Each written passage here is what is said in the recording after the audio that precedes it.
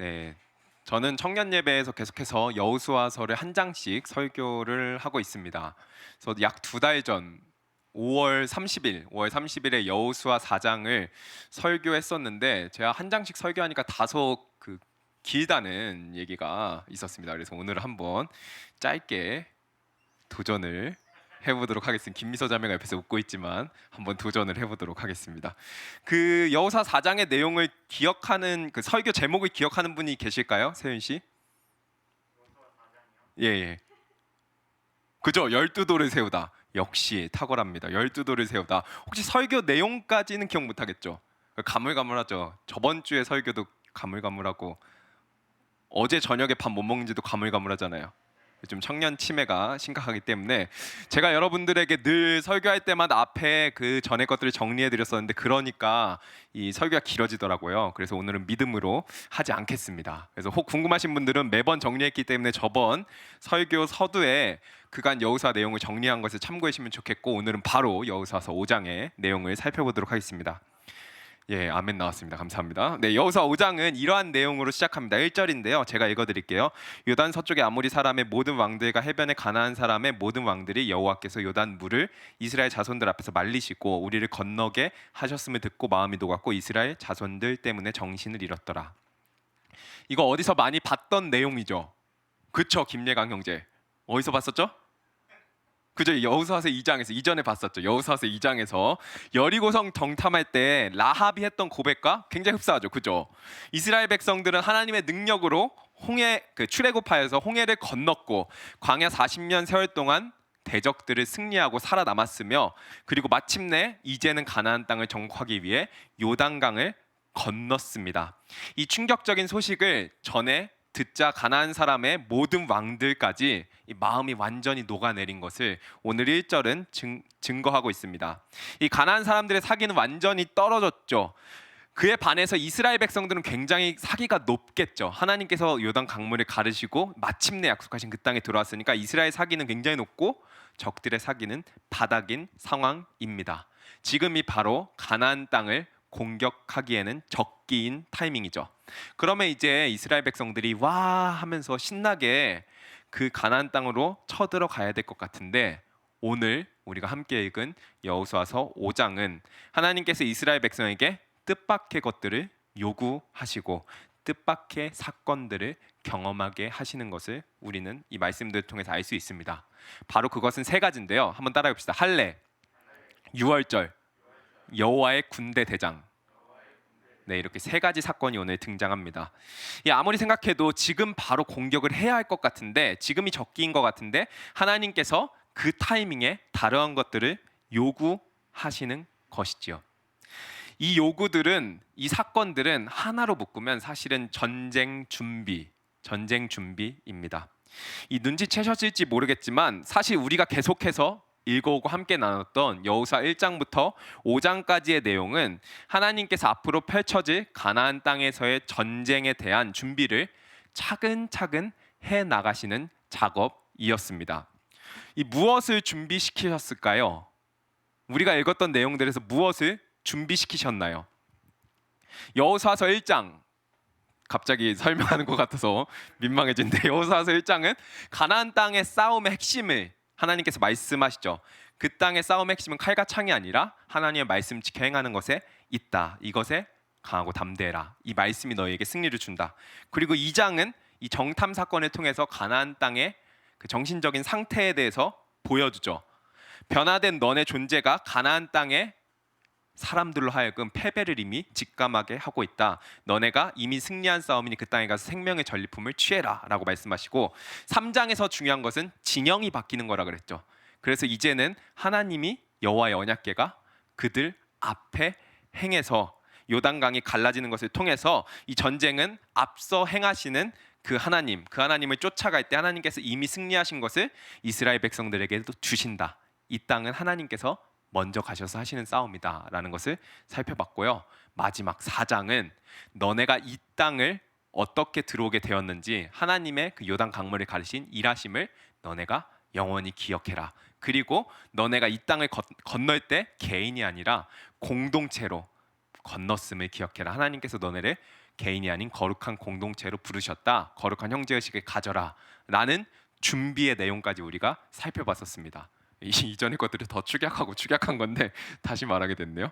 그렇다면 오늘 본문 여호수아서 5장은 하나님께서 이스라엘 백성들로 하여금 무엇을 준비시키실까요? 그것은 바로 정체성. 하나님께서 이스라엘 백성들로 하여금 정체성을 준비시키신 겁니다. 할례 유월절 여호와의 군대 대장이라는 이야기가 뭔가 따로 산발적인 이야기 같지만 바로 가나안 땅에서의 전쟁을 목전에 둔 이스라엘 백성들에게 하나님께서 이 정체성을 준비시키시는 하나의 스토리입니다. 이 전쟁에서 가장 중요한 것은 어찌 보면 이 정체성이라고 할 수 있죠.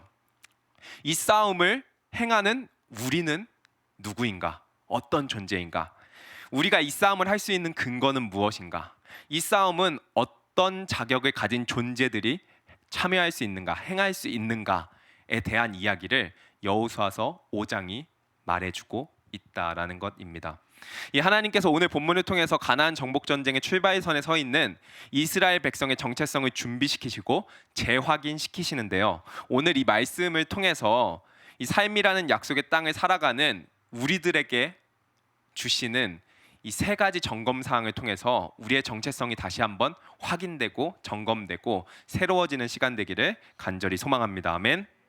네, 짧게 살펴볼게요 본문. 네.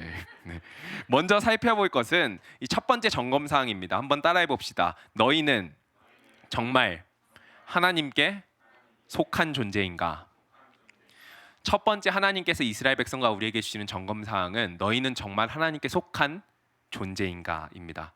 이 먼저 살펴볼 사건은 할례 사건인데요. 우리 2절과 3절 한 목소리로 읽어봤으면 좋겠습니다.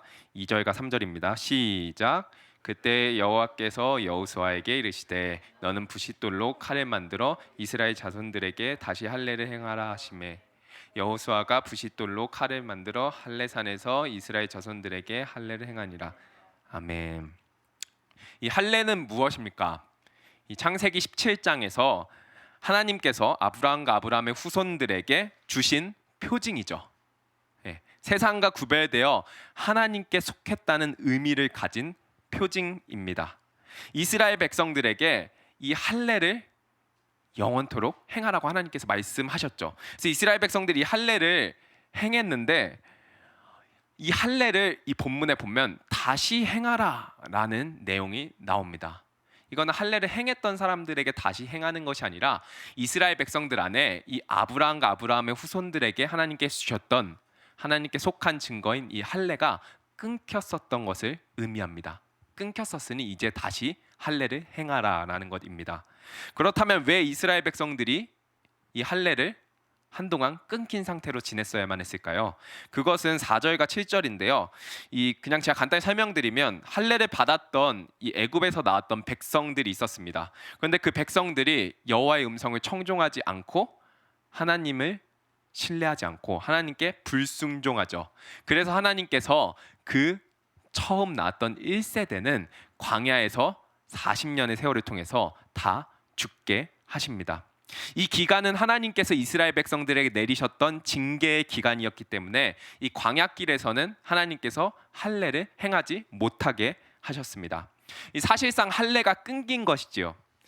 그런데 4절 보면 4절에서는 이스라엘을 애굽에서 나온 백성이라고 설명을 합니다. 근데 6절에 보면 애굽에서 나온 족속이라고 표현하는 것을 우리가 발견할 수 있습니다.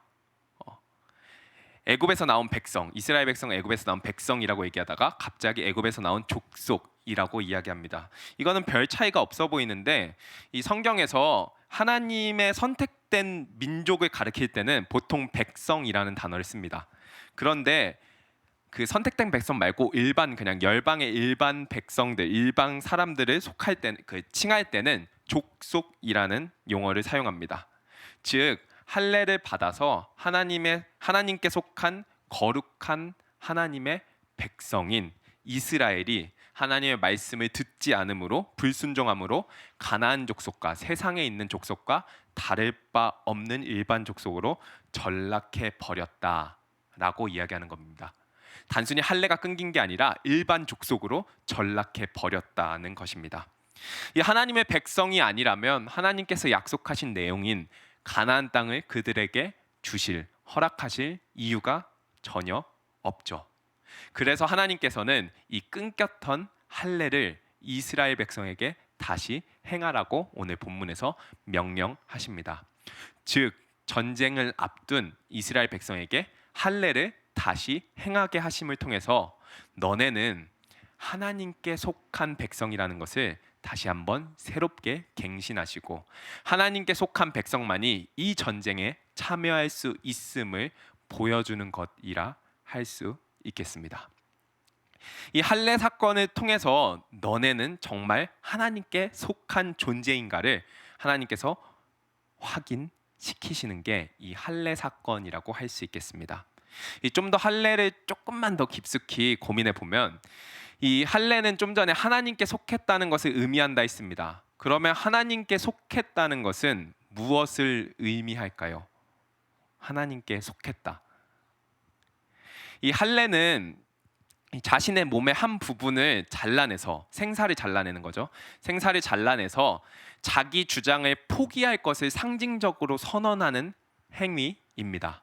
이 자기 주장을 포기하고 하나님만 섬기고 살겠다고 맹세하는 것이 할례이고 하나님께 속했다, 하나님과 내가 연합됐다라는 것을 의미하는 것이 할례입니다.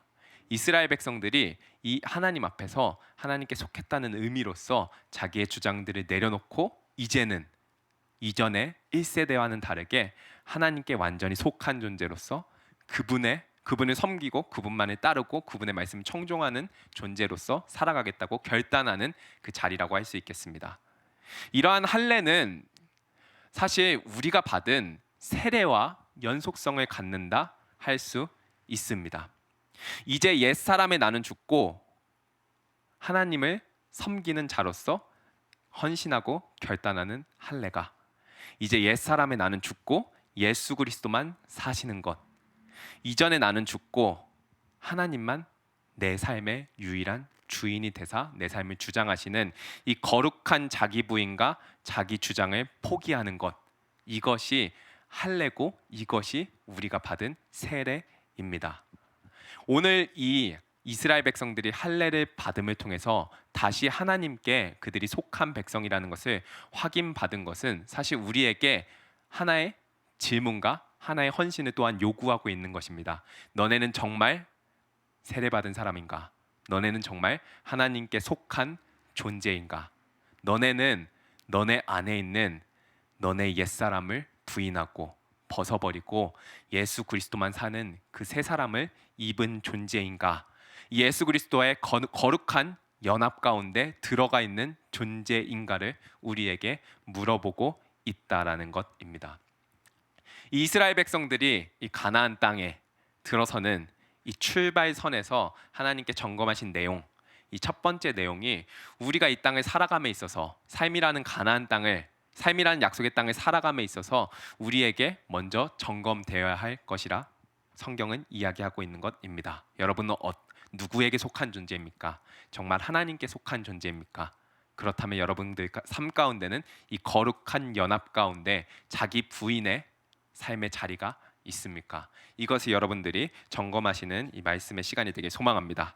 이 두 번째 점검 사항은요, 한번 따라해 봅시다. 너희는 어린 양의 보혈로 구원받은 존재인가? 네, 두 번째 점검 사항은 너희는 어린 양의 보혈로 구원받은 존재인가입니다.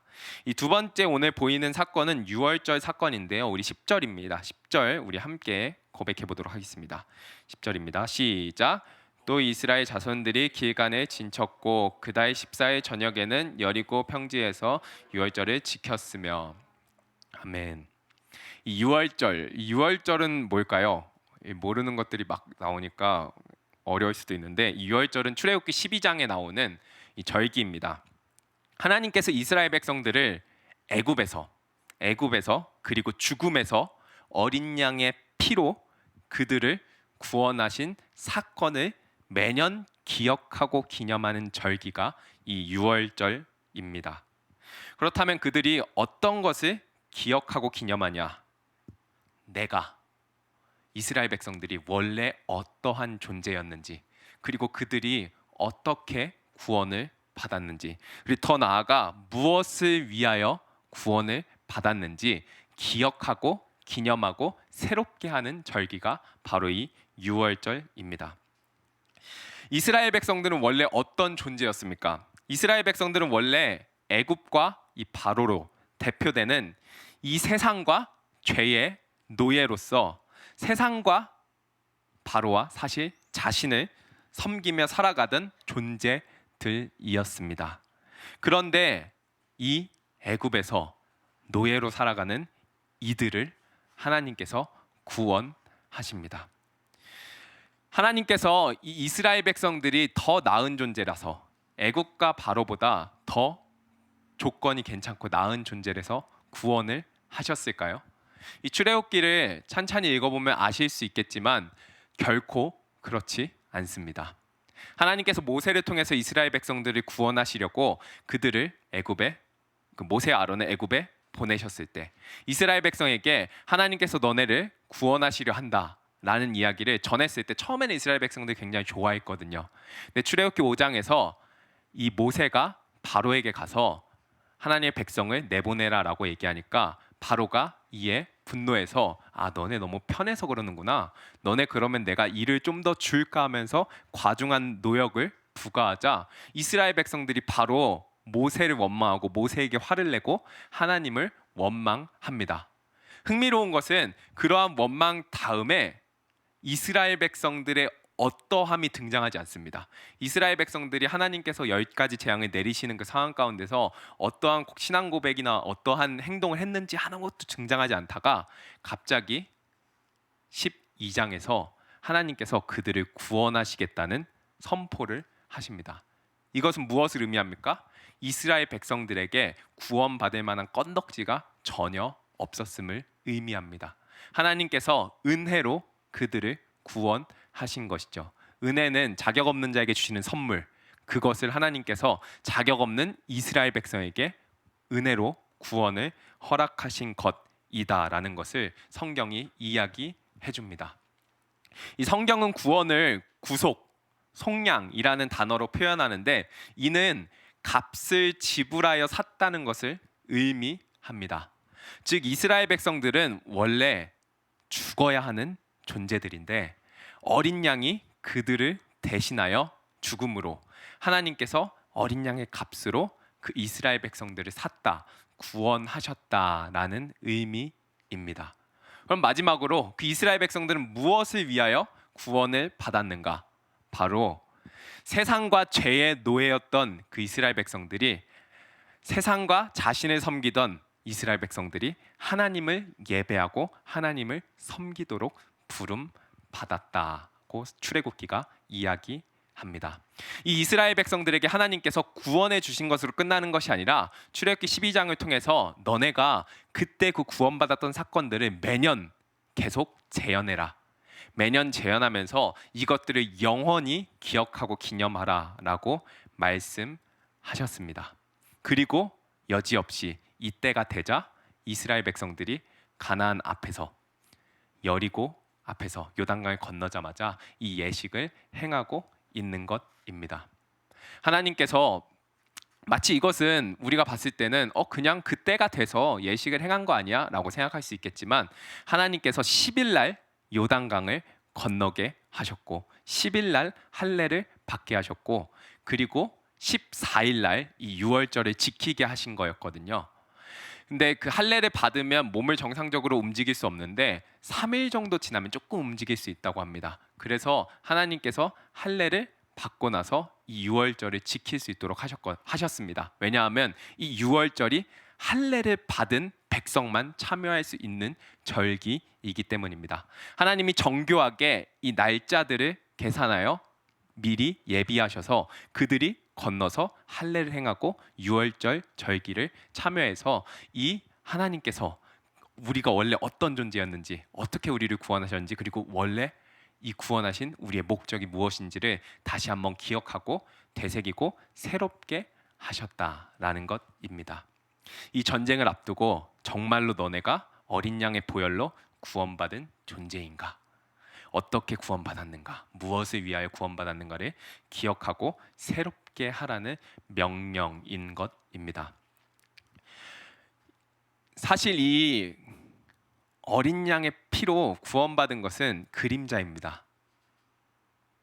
이 신약에서 어떻게 성취되죠? 예수 그리스도. 그죠? 역시 예강윤재 탁월합니다.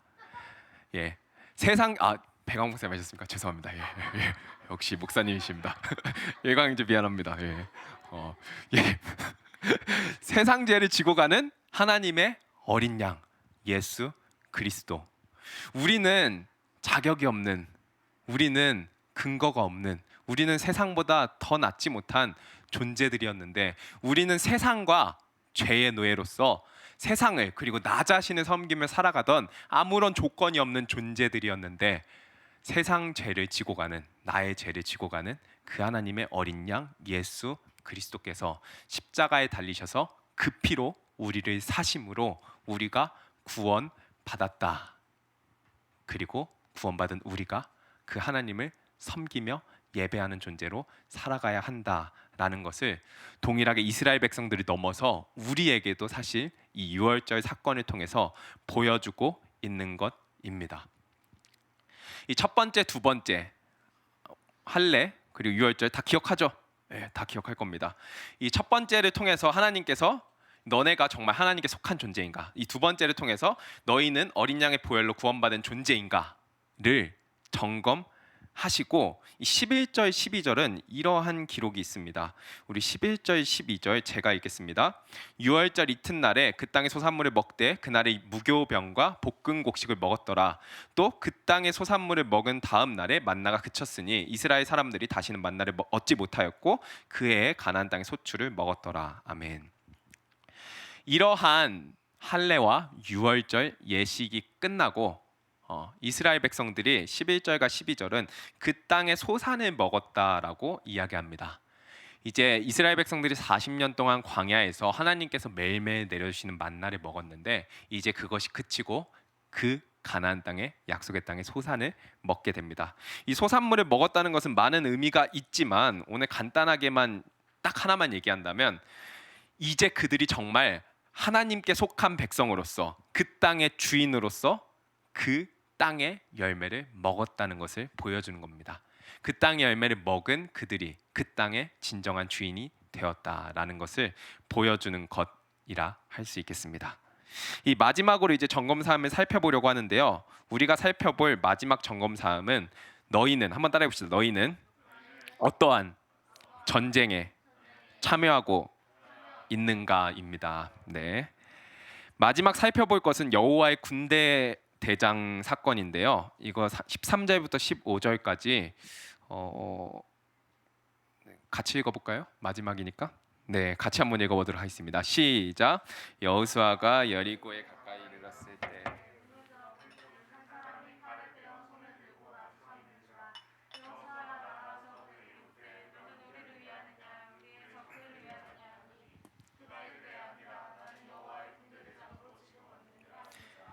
여호수아가 얼굴을 땅에 대고 엎드려 절하고 그에게 이르되 내 주여 종에게 무슨 말씀을 하려 하시나이까? 여호와의 군대 대장이 여호수아에게 이르되 내 발에 신을 벗으라. 내가 선 곳은 거룩하니라 하니 여호수아가 그대로 행하니라. 아멘. 네, 여호수아가 할례를 이스라엘 백성들이 할례를 받고 유월절을 지키고 이제 그 땅의 소산을 먹었습니다. 그러면 이제 준비가 다 되었다고 생각이 될 수 있겠죠.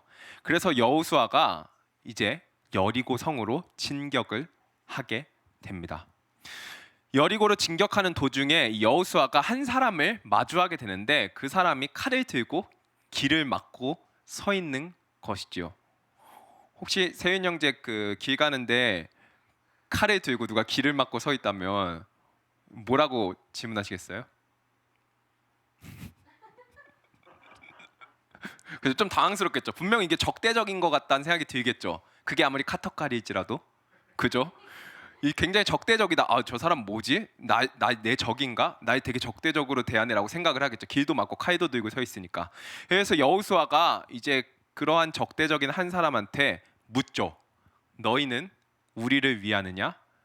우리의 적들을 위하느냐?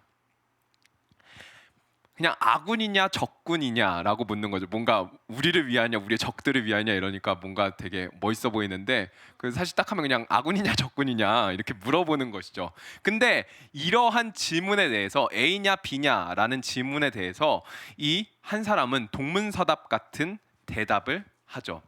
여기 보면 14절인데요. 그가 이르되 아니라, 뭔가 더 멋있죠. 아니라 나는 여호와의 군대 대장으로 지금 왔느니라.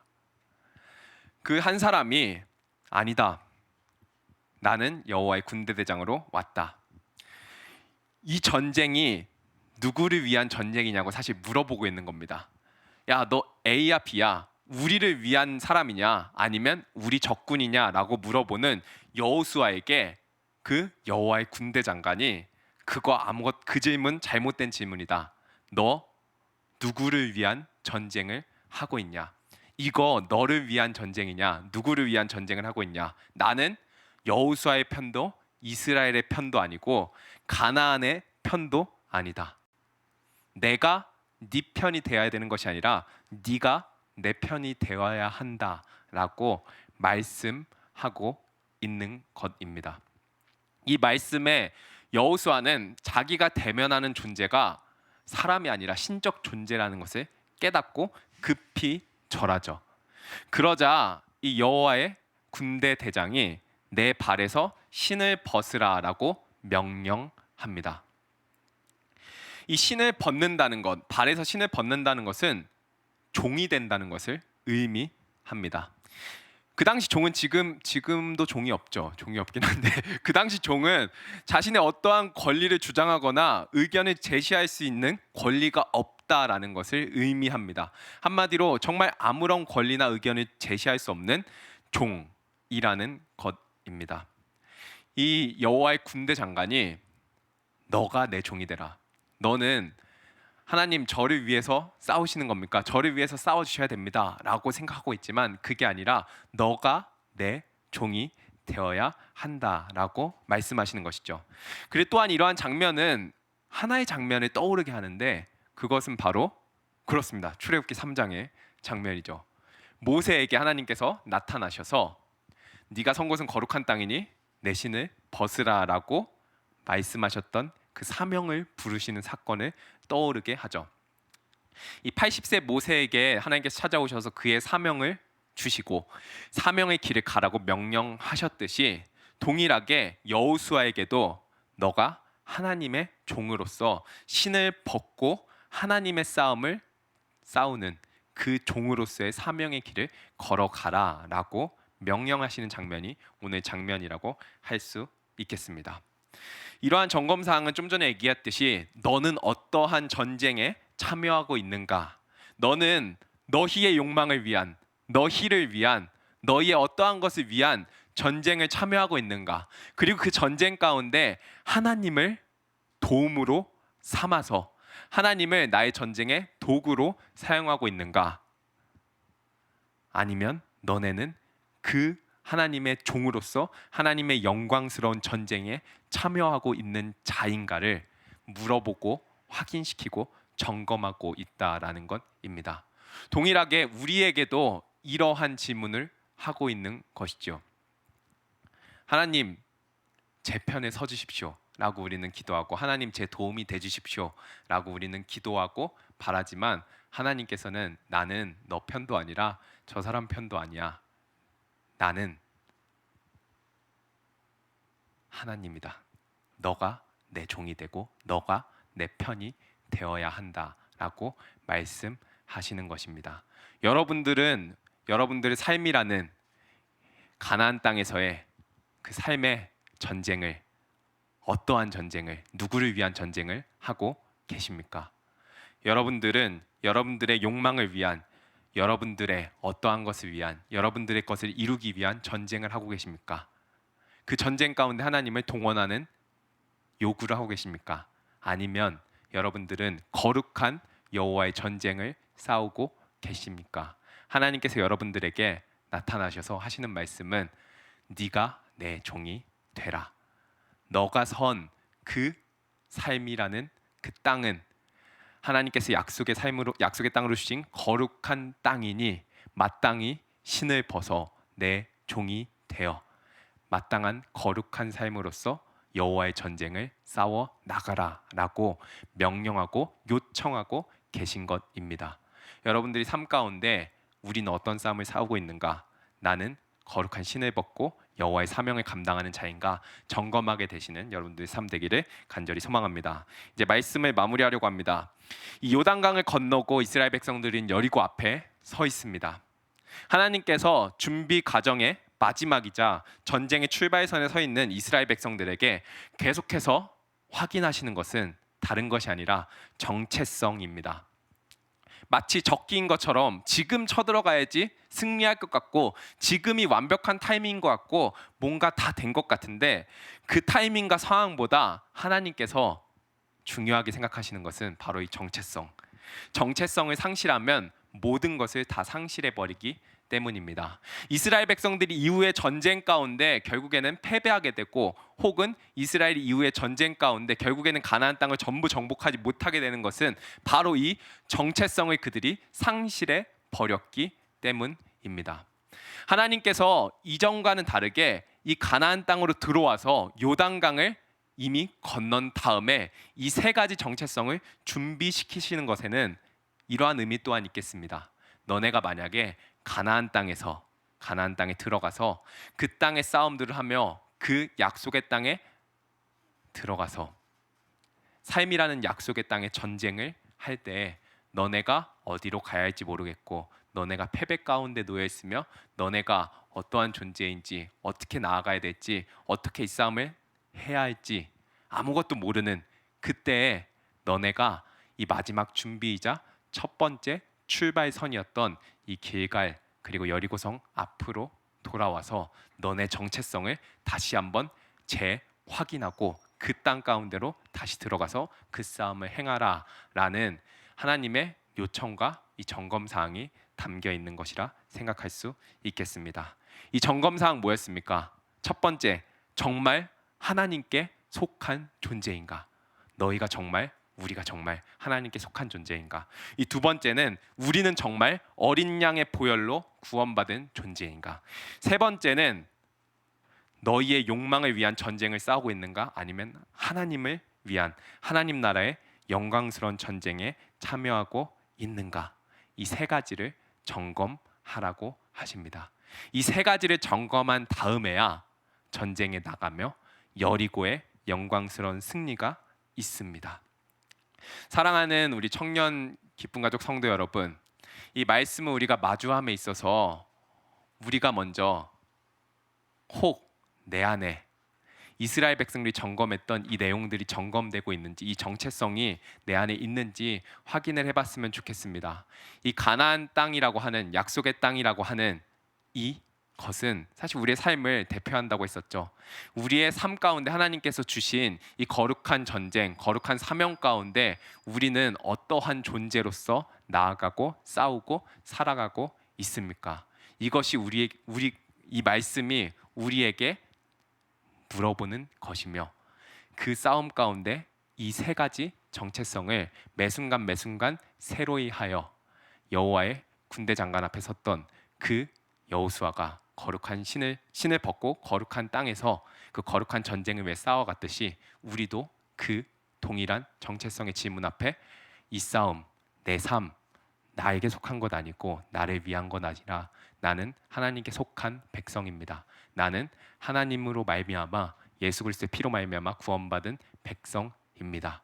나에게 속한 모든 것이 내 삶이 주께 속한 것이니 주님 내 신을 벗고 주의 종으로서 이 땅의 사명들을 감당해 갑니다라는 이 거룩한 부르심이 우리들 앞에 놓여 있습니다.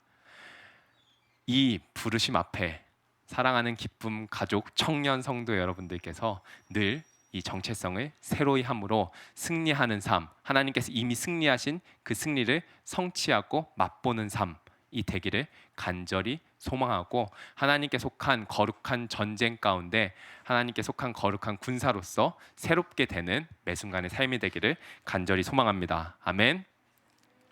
네, 이 시간 함께 한 가지만 기도했으면 좋겠습니다. 이 시간 기도할 때 이 세 가지 점검상을 좀 점검해 봤으면 좋겠습니다. 우리가 약속의 땅이라고 하는 이 삶 가운데 여러분들이 살아갈 때 여러분들은 어떠한 존재입니까? 또한 여러분들은 어떠한 싸움을 행하고 계십니까? 성경은 우리에게 정말 너네가 하나님께 속한 존재인가? 너네가 정말 어린 양의 보혈로 구원받은 존재인가를 물어보시며 너희의 욕망을 위한 전쟁이 아닌 하나님의 거룩한 전쟁에 참여하고 있는가를 물어보십니다. 이 질문들 앞에 우리가 진솔하게 숨길 것 없이 우리의 삶을 되돌아보며 나아갔으면 좋겠습니다. 하나님, 우리가 정말로 하나님께 속한 존재이기를 소망합니다. 하나님 또한 우리가 어린 양의 보혈로서 구원받은 존재라는 감격이 되살아나는 존재이기 소망합니다. 하나님 또한 우리가 이 삶이 우리의 욕망을 위한 전쟁이 아닌 우리의 어떠함을 위한 전쟁이 아닌 하나님의 영광스러운 전쟁이기를 소망하오니 하나님, 오늘 이 삶 가운데 내 마음 가운데 찾아오사 이러한 정체성들을 다시 한번 새롭게 하시며 하나님을 위한 거룩한 군대로서 거듭나게 하여 주시옵소서. 이러한 기적으로 주 앞에 나아갔으면 좋겠습니다. 함께 기도합시다.